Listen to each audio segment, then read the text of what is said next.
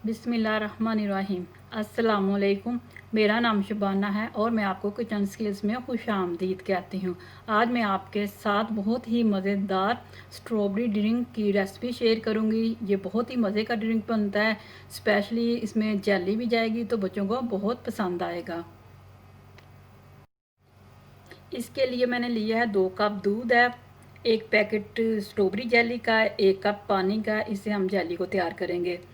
आधा packet cream का है, 6 अदद स्ट्रॉबेरी है, 4 टेबलस्पून चीनी है, चंद पत्ते पुदीने के हैं।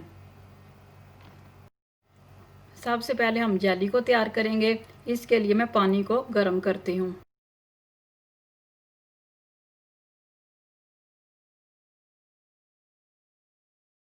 गर्म हो चुका है, अब इसमें जेली डाल के मैं अच्छी तरह मिक्स करूँगी और इसको थोड़ा सा ठंडा करूँगी और फ्रिज में जमने के लिए मैं रख दूँगी।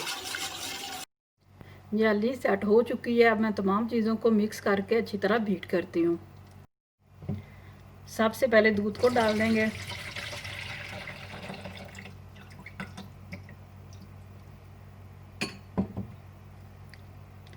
जेली,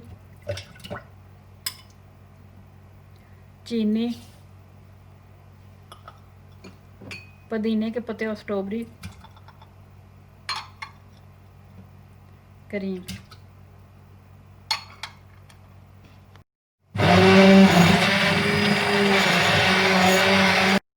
बहुत ही मज़े का स्ट्रॉबेरी ड्रिंक बनना है।